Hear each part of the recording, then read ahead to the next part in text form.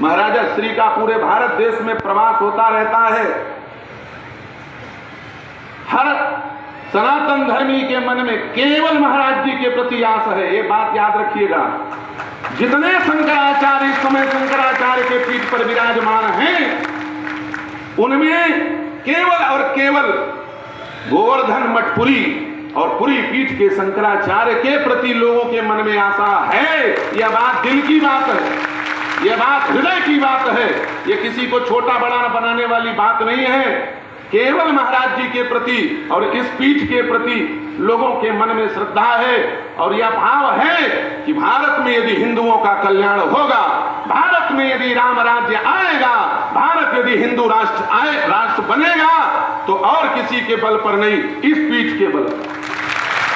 जिस पीठ पर महाराज जी विराजमान हैं, जिस आसन पर महाराज जी विराजमान हैं, इसका कारण क्यों है? आप ये मत समझ लीजिएगा कि सामने में राजीव लोचनदास जी महाराज जी के सामने इसलिए प्रशंसा कर रहे हैं। हम झूठी प्रशंसा नहीं करते, हम निर्मोही अखाड़े के महात्मा हैं।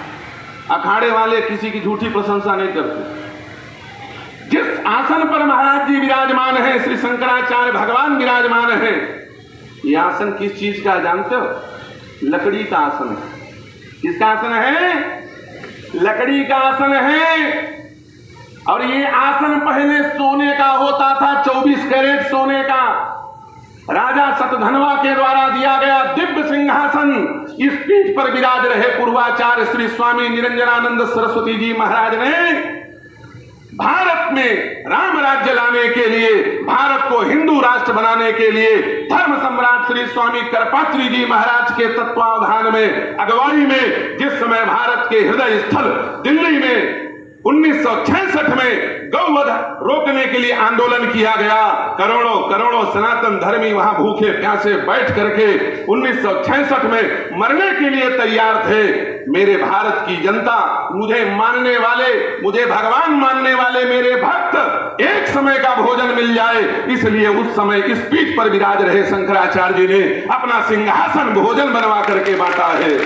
और आज उस पीठ पर विराज रहे शंकराचार्य जी महाराज सेकंड क्लास, फर्स्ट एसी नहीं कहते जिसको, सेकंड क्लास एसी हम लोग वीडियो देखते हैं। हमारे ऋषिकेश ब्रह्मचारी जी के भी वीडियो उसमें आते रहते हैं, आपके फेसबुक के माध्यम से हम लोग देखते हैं कि भारत के 100 करोड़ हिंदुओं के और विश्व के न जाने कितने करोड़ों हिंदुओं के मार्गदर्शक, पथ प्रदर्शक भगवान शंकर के प्रतिनिधि शंकराचार्य सेकंड क्लास एसी में नॉर्मल व्यक्तियों के समान बैठ करके घूमते हैं और विधर्मियों के आचार्य फर्स्ट क्लास व्यवस्था में विदेशी प्रोटोकॉल के साथ चलते हैं। याद रखना प्यारे, पहले भारत में राम राज्य लाना है करके बात चलती थी। इस समय थोड़ा चूड़ी कस दिया गया है। इस समय अभी हमारे ऋषिकेश ब्रह्मचारी जी कह रहे थे हम भारत भव्य बनाएंगे, हम हिंदू राष्ट्र बनाएंगे। ये बात पहले नहीं थी, पहले राम राज्य की बात होती थी, अब हिंदू राष्ट्र की बात हो रही है। क्यों? राम राज्य बनाने के चक्कर में भारत को धर्मशाला बना दिया हम लोगों ने।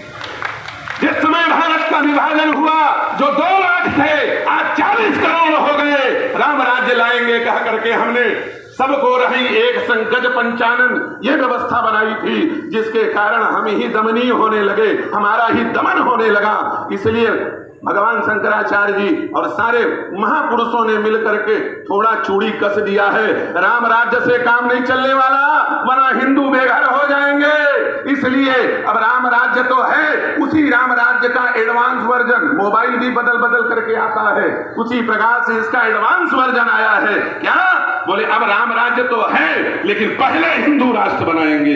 ये संकल्प हम लोगों के मन में होना चाहिए।